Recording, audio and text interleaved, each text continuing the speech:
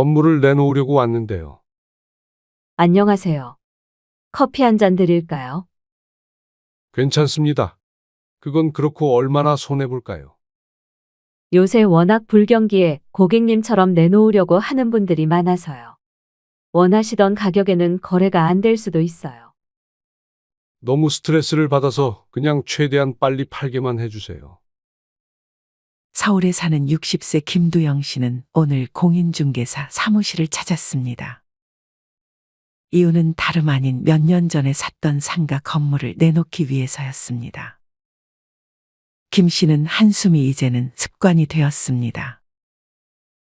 김 씨 같은 사람이 요새 많았는지 사무실 직원도 김 씨의 눈치를 살폈습니다.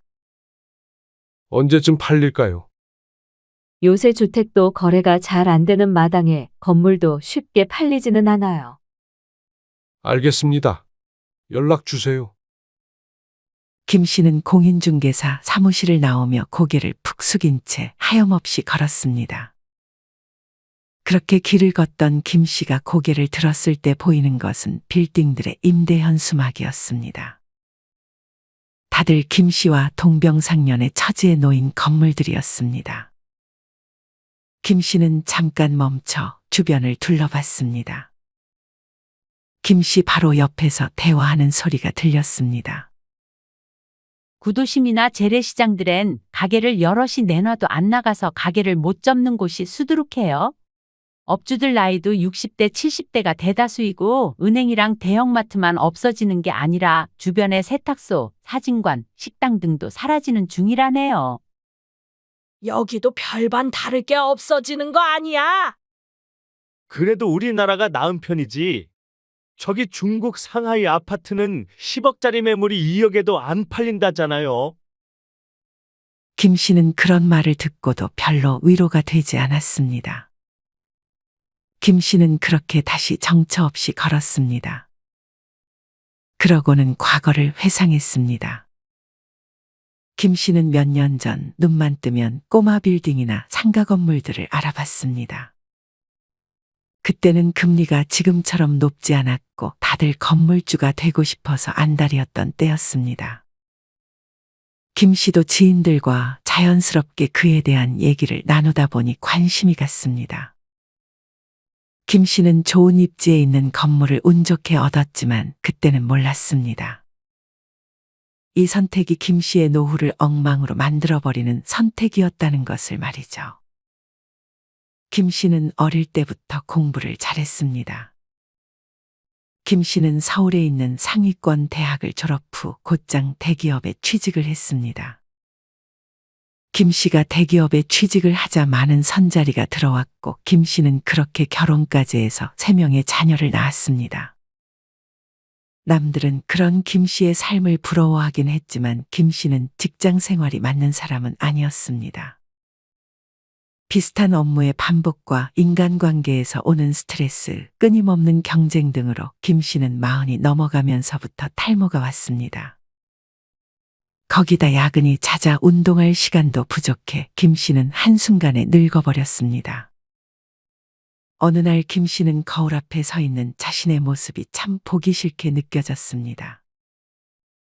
김 씨는 그렇게 점점 자존감도 떨어져 가고 있었습니다. 하지만 3명의 자녀들을 키우고 외벌이를 하느라 일을 그만둘 수는 없는 노릇이었습니다.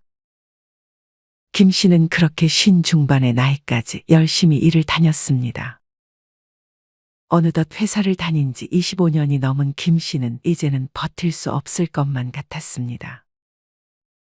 다행히도 김 씨는 연봉을 많이 받았고 아내가 절약하는 습관이 있어서 꽤 많은 돈을 모을 수 있었습니다. 김 씨는 아이들이 자고 있을 때 조용히 아내와 맥주 한 잔을 마시며 얘기를 꺼냈습니다. 우리 건물 하나 사서 노후는 좀 편하게 지내볼까? 당신 회사 그만두게요? 이제 더는 못 버틸 것 같아. 좀 쉬고 싶어. 김 씨의 아내도 처음으로 그런 말을 꺼낸 김 씨에게 쉽게 얘기를 꺼내지 못했습니다. 건물주 소리 듣고 살면 좋잖아. 김 씨의 아내도 건물주라는 말이 괜히 설레게 느껴졌지만 왠지 모르게 조금 걱정이 됐습니다. 그 부분은 천천히 얘기 나눠봐요. 천천히 말해볼 것도 없어. 저기 강남 있지? 거기는 없어서 못 파는 곳이야. 다른 곳은 몰라도 강남은 망할 일 없잖아. 그거 사게 되면 대출 받아서 사시게요. 그래야지. 김 씨는 직업이 좋아서 대출을 받을 걱정은 없었습니다. 이때 당시만 해도 대출 이자가 그렇게 높지는 않았습니다. 만약에 이자가 늘어나면 어떡해요? 앞으로 어떻게 될지 모르는 거 아니에요? 이자가 왜 높아져? 그런 것까지 하나하나 다 따지면 아무것도 못해. 김 씨는 그렇게 정말로 1년이라는 시간이 지나 대출을 받아 상가 건물을 매입했습니다. 김 씨는 임대료를 받으면 그것으로 대출금을 갚고 나머지는 생활비로 쓸 작정을 하고 있었습니다. 하지만 김 씨는 피곤하다는 핑계로 더 구체적으로 알아보지는 않았습니다. 막상 상가 건물을 매입해보니 대출금으로만 돈이 나가는 것이 아니었습니다. 대출이자뿐 아니라 기본관리비, 보험료, 재산세 등 상당히 나가는 돈이 많았습니다. 김 씨는 생각보다 생활비를 많이 벌 수는 없었지만 그래도 이때까지는 한 달에 300만 원 정도는 벌 수 있었습니다. 김 씨는 그렇게 은퇴를 준비했습니다. 김 씨는 은퇴 막바지에 일도 제대로 하지 않고 조금은 퍼져 있었습니다. 김 씨는 그렇게 얼마 안가 사직서를 제출했습니다. 퇴직금도 많이 받아서 그 돈은 나중에 자식들 결혼할 때나 도와줄 생각을 하고 있었습니다. 실제로 얼마 안가 아들과 딸이 1년 텀을 두고 결혼을 하면서 김 씨는 자식들을 도와주느라 퇴직금을 많이 썼습니다. 아내도 건물에서 나오는 임대료면 생활비는 충분할 것이라 생각해 자식들을 도와주는 것을 말리지 않았습니다. 하지만 큰아들과 둘째 딸을 도와주며 이미 많은 돈을 써버려서 막내 아들을 또 어찌 도와줘야 하나 고민해야 했습니다. 김 씨와 아내는 결혼 비용뿐 아니라 큰아들에게는 집도 지원해줬고 둘째 딸에게는 또 그에 맞게 재산을 미리 증여해줬습니다.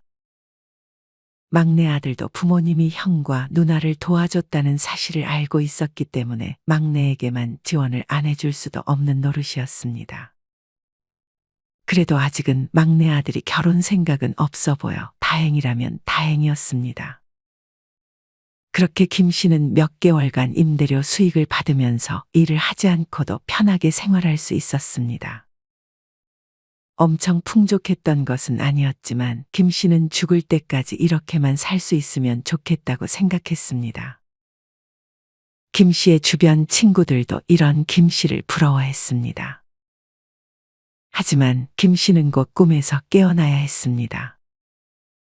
갑자기 금리가 치솟으면서 대출이자가 불어났기 때문이었습니다.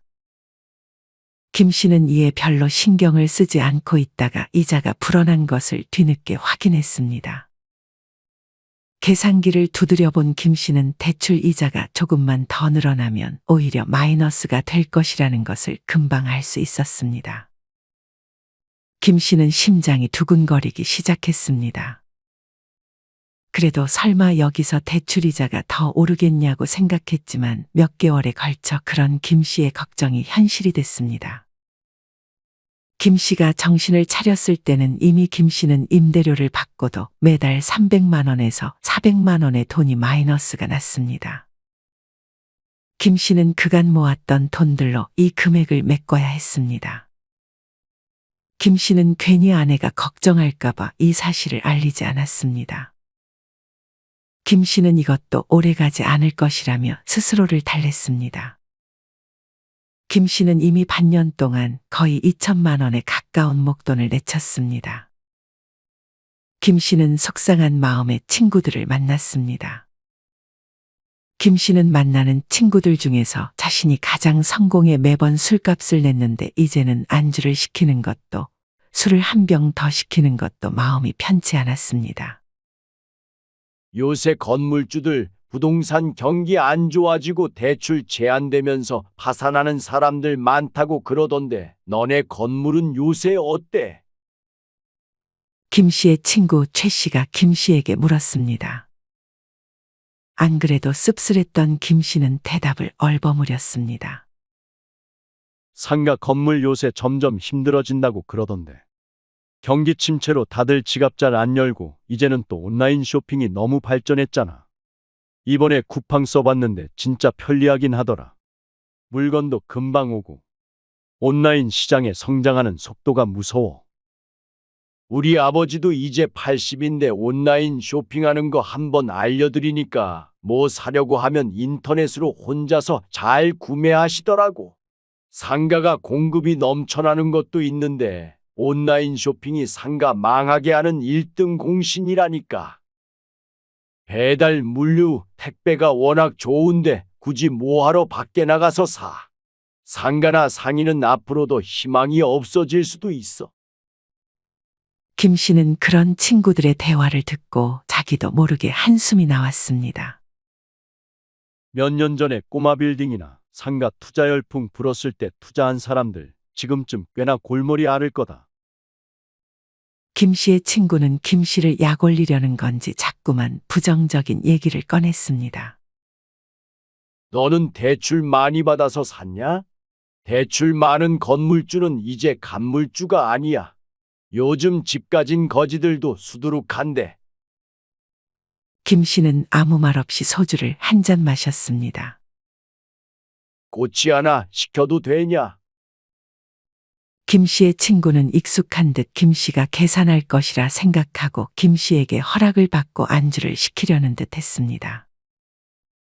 밥 안 먹고 왔어? 그냥 있는 안주 먹어. 김 씨는 자기도 모르게 예민하게 반응했습니다. 그때 김 씨의 또 다른 친구 장 씨가 도착했습니다. 장 씨는 도착하자마자 당당하게 꼬치 모듬 세트를 하나 시켰습니다. 김 씨의 친구 장 씨는 중소기업을 다니다가 주식으로 돈을 많이 번 친구였습니다. 늦어서 미안하다.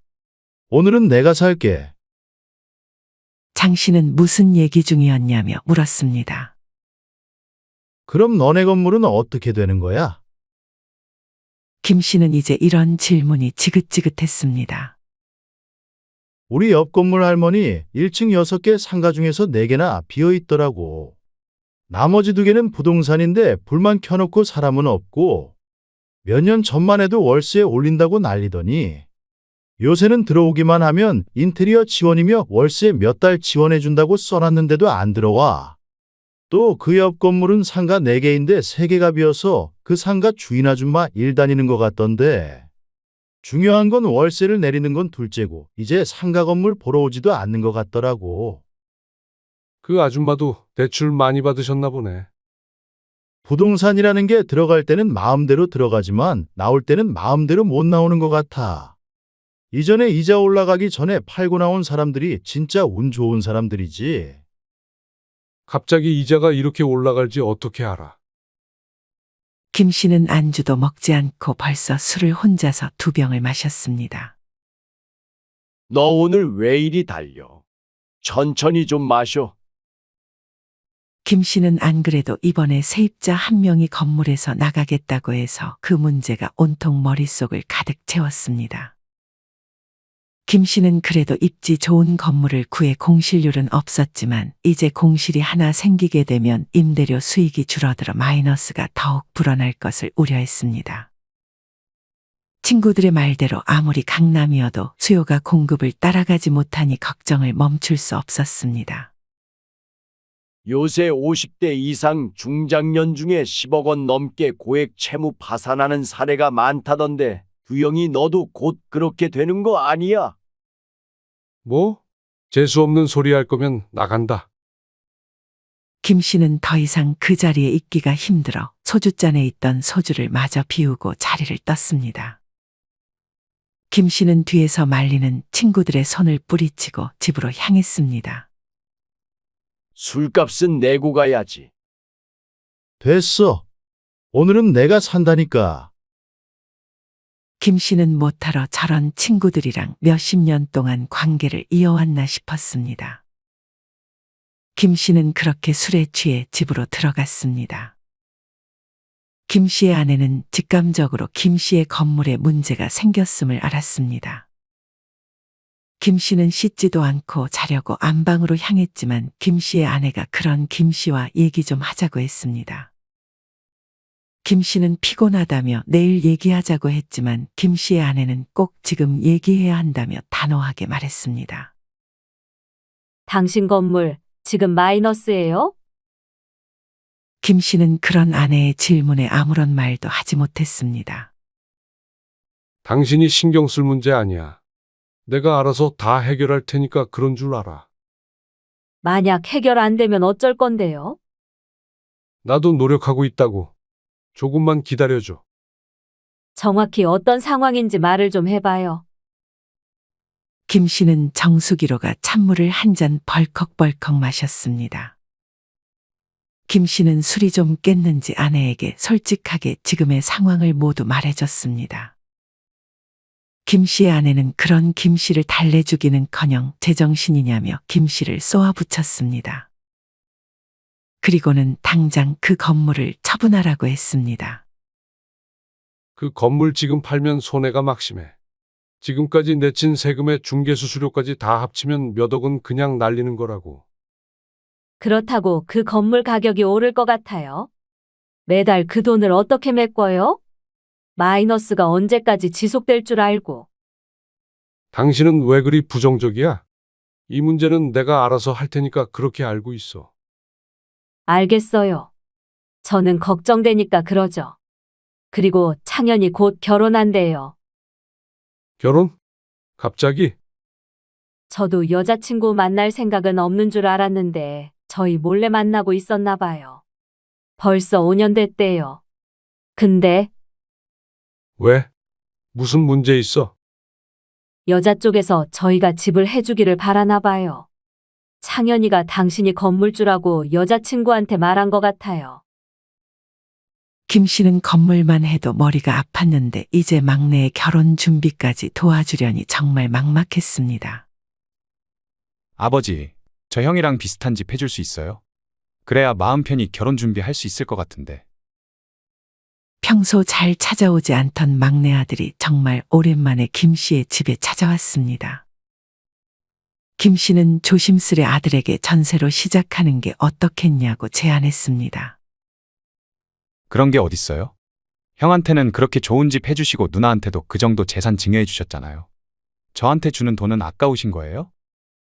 그런 게 아니라 요새 우리 사정이 좋지 않아. 그럼 여자친구랑 그쪽 부모님께는 뭐라고 말씀드려요?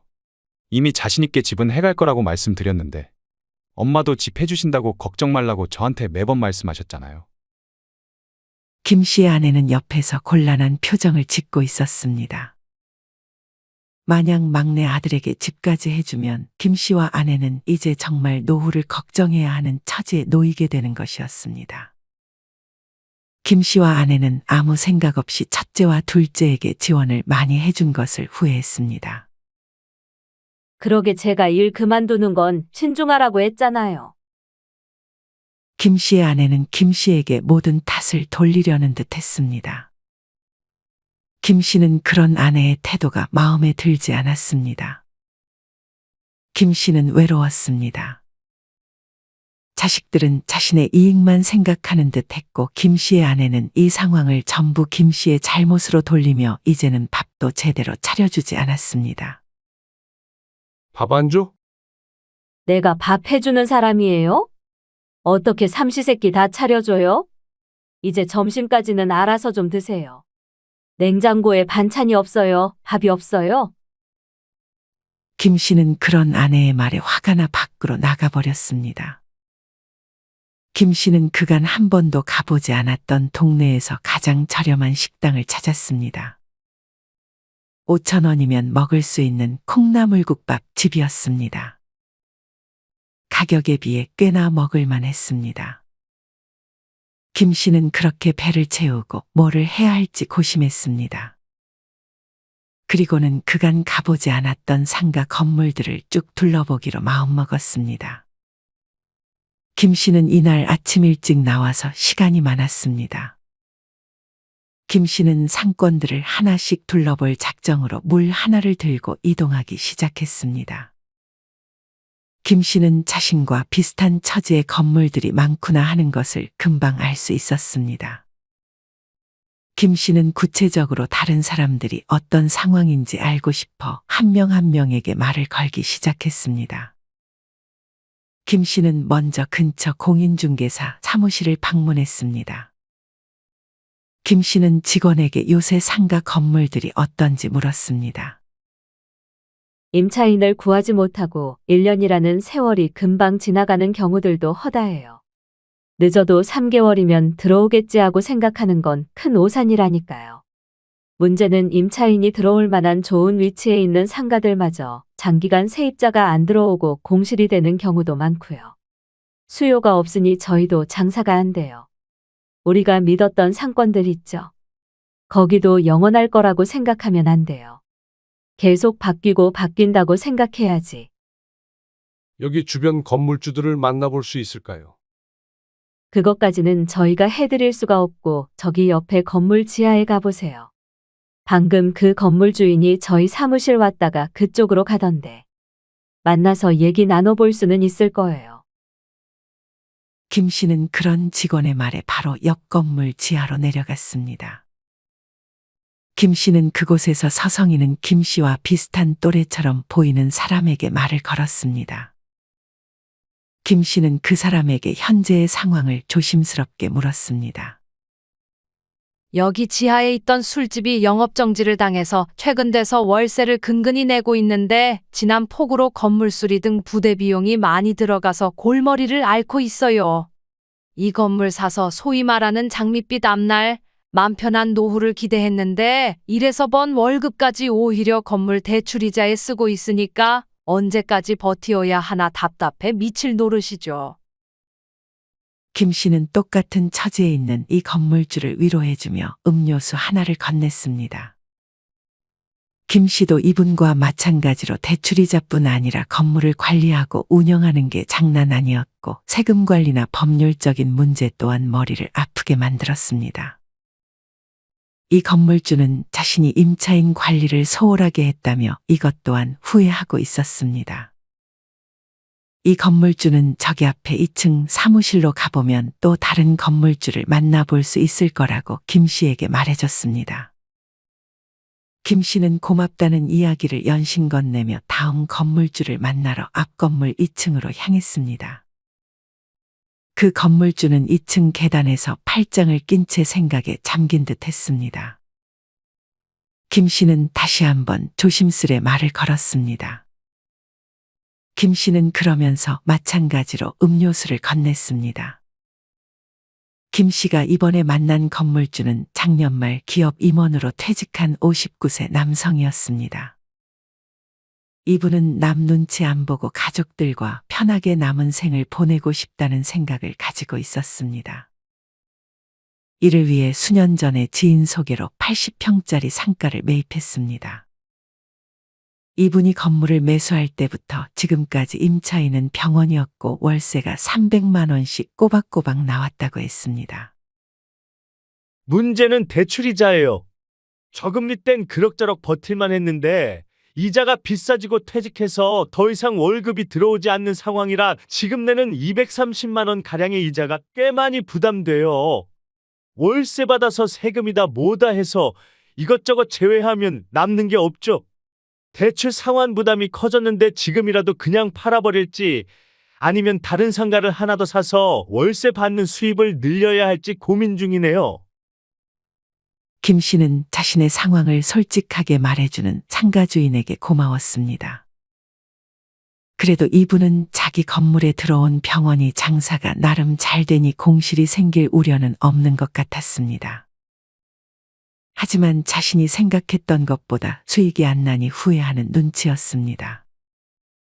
게다가 이분도 지금 건물을 팔아버리면 몇 억을 손해보는 것이라 팔 생각을 하지 않는 듯 했습니다.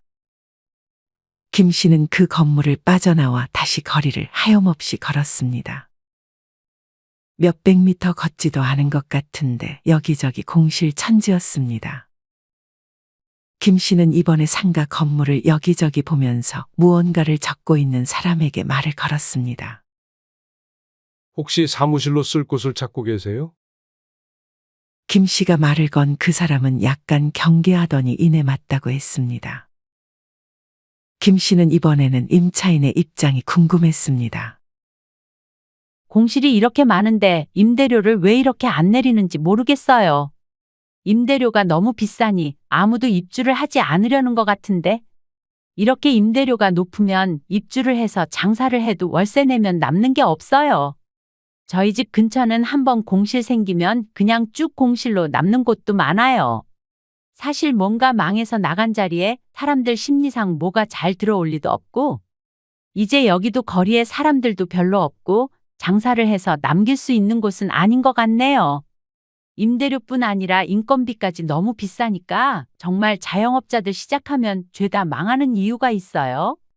제 주변만 돌아봐도 장사하고 접고 다시 하고 접고 빚만 잔뜩 있는 사람들 뿐이에요.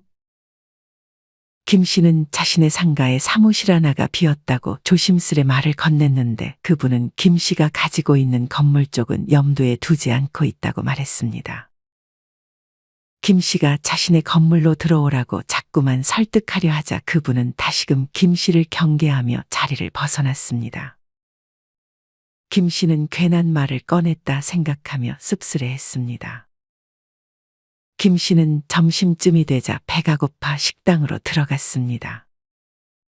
김 씨는 마찬가지로 조금 저렴해 보이는 식당 안으로 들어갔습니다.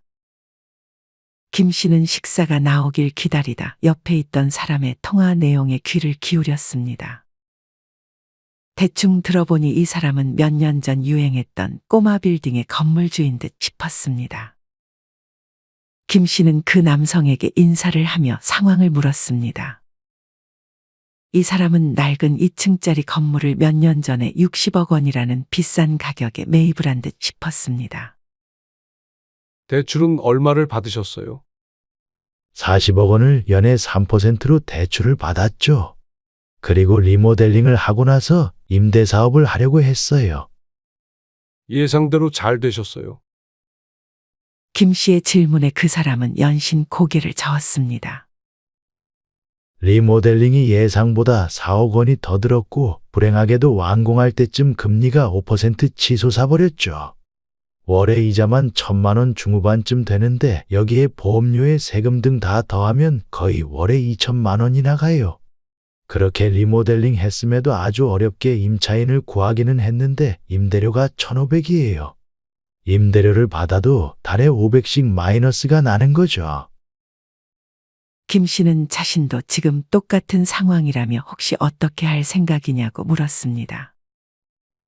1년 만에 3, 4억 정도 적자를 봐서 처음 샀을 때보다 5억이나 낮은 금액으로 금매를 내놓았는데 팔리지도 않아요. 한마디로 그냥 망한 거죠. 그 손해를 감수하고 팔지 아니면 상황 좋아지기를 기다려야 할지 몇 달째 갈팡질팡하고 있습니다. 그러시군요. 김 씨는 자신과 비슷한 처지의 사람들이 있다는 것이 위로가 되면서도 결국 해결책이 마땅치 않음을 깨닫고 있었습니다. 제 지인은 실제로 팔아서 10억 원 이상 손실을 봤어요.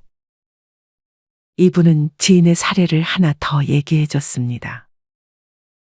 김 씨는 식사가 나온 것도 눈치채지 못하고 이분의 이야기에 귀를 기울였습니다. 이분의 지인은 다른 지역의 4층짜리 꼬마 빌딩을 80억 원에 매입했다고 했습니다. 여기서 절반인 40억 원을 대출받아서 연에 2.5%의 이자를 내고 있었다고 했습니다. 월 임대료 수입 2천만 원으로 대출이자를 내고도 여유가 있어 자신이 바라던 삶을 살고 있었습니다. 하지만 이후에 금리가 급상승하면서 대출이자가 5%대로 올라버렸고 월에 나가는 돈이 무려 1,800만 원으로 급등했다고 했습니다. 불행은 여기서 끝이 아니었습니다. 불경기가 이어지자 사무실 하나가 공실이 되면서 임대 수입이 1,500만 원으로 줄었다고 했습니다. 결국 이분의 지인은 매달 300만 원 적자에 이것저것 세금, 보험료가 더해지면서 적자폭이 커지자 결국 급히 건물을 팔았습니다. 하지만 팔 때 당시 시세가 무려 10억 원이 떨어지면서 10억 원 그대로 손실을 받고 그간 냈던 모든 비용을 합치면 10억 원 이상의 손실을 맛봐야 했습니다. 그렇게 꿈꾸던 노후 준비가 잘못된 투자로 물거품이 되어버린 거지. 그 나이 먹고 어떻게 또 10억 원을 벌어. 이제는 그냥 가진 거에 만족하면서 살아야지. 옆 테이블에서 밥을 먹고 있던 남성은 동생 같아 보였던 김 씨에게 점점 말을 놓으며 편하게 말했습니다. 그렇게 김 씨와 대화를 나누던 남성은 이만 가보겠다며 인사를 하고 나갔고 김 씨는 그제서야 조금씩은 밥을 먹기 시작했습니다. 김 씨는 음식을 입에 넣으면서도 별로 입맛이 없었습니다. 김 씨는 그렇게 밥을 반도 먹지 못한 채 다시 하염없이 걸었습니다. 안정적인 현금 흐름에 더해 건물값이 올라 자산이 더 오르는 상황을 기대했던 김 씨는 상황을 너무 낙관했던 것을 매우 후회했습니다. 그때 김 씨에게서 친구들이 밥을 먹자고 연락이 왔습니다. 김 씨는 옛날 같았으면 절대 거절하지 않았겠지만 또 거기 가서 기분이 상할 일이 있을까 싶어 망설였습니다. 하지만 김 씨는 딱히 집에 가봤자 삼식이 취급만 당할 것이 뻔해 저녁을 먹고 들어가려고 친구들을 다시 만나기로 했습니다. 저번엔 형택이가 샀으니까 이번엔 두영이가 사는 건가? 김 씨의 친구 중에 밥 한 번을 안 사고 얻어먹기만 하는 친구가 있었는데 그 친구의 말에 김 씨는 오자마자 기분이 또 나빠지려고 했습니다. 너는 이제 밥 한 번 사라. 어떻게 밥 한 번을 안 사냐? 매번 밥을 사라고 얘기할 때마다 이 친구는 돈 잘 버는 사람이 사는 게 맞는 거라는 소리를 했습니다.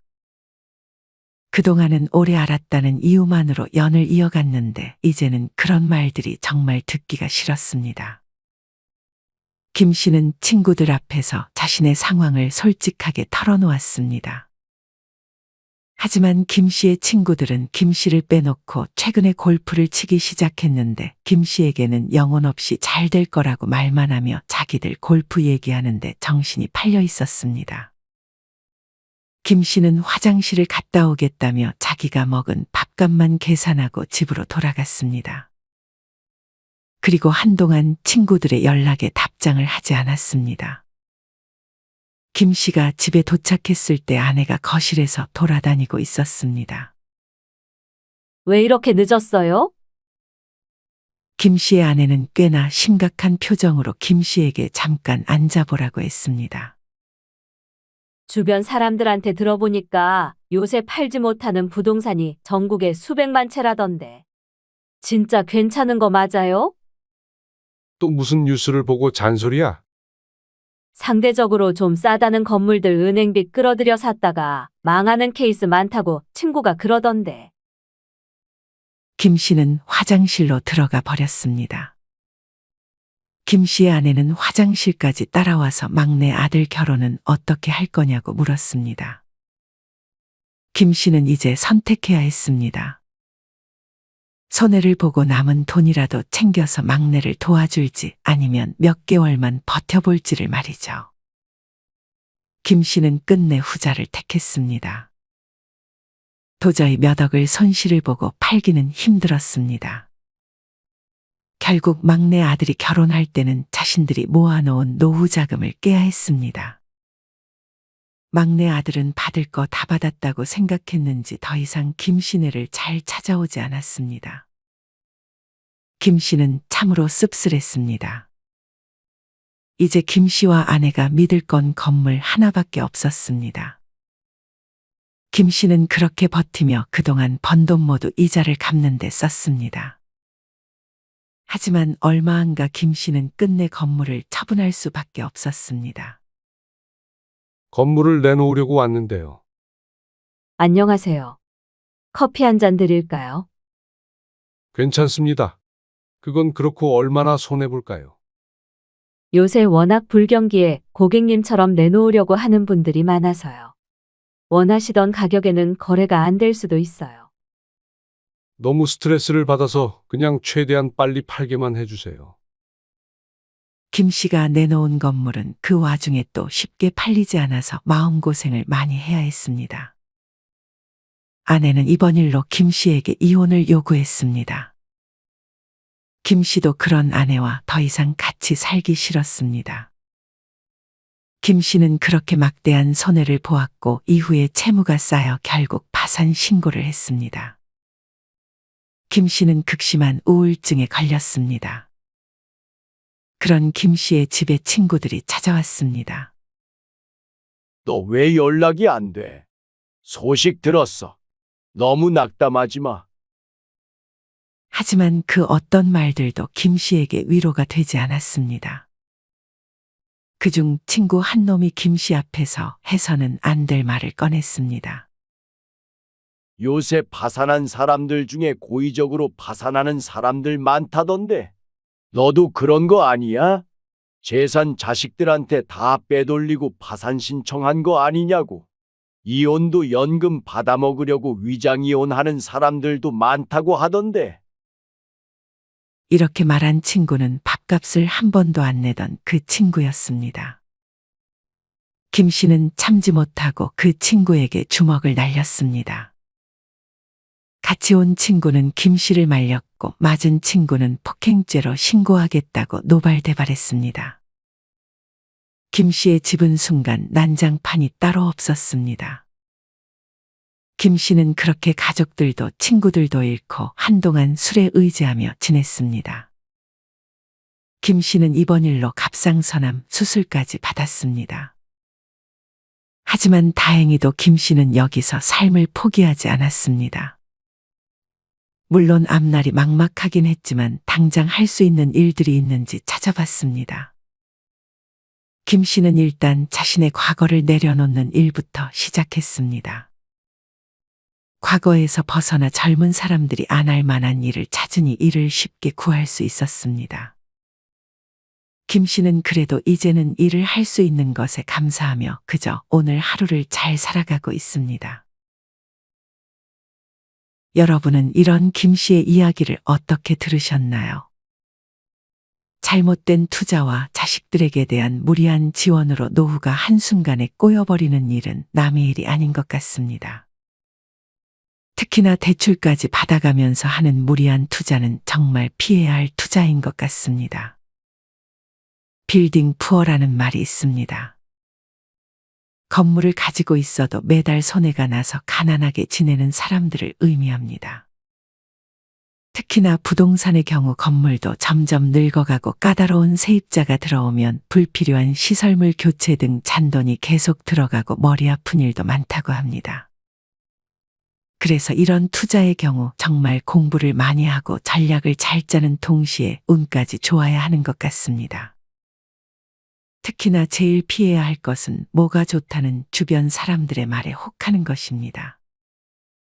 몇 년 전에 유행했던 꼬마 빌딩이나 상가 건물 투자한 사람들 중에 힘들어하는 사람들이 아주 많은데 아마 이분들도 많은 공부 없이 주변의 말에 휩쓸려 투자한 케이스가 아닐까 하는 생각이 듭니다. 나이 들수록 투자는 정말 신중하게 해야 합니다.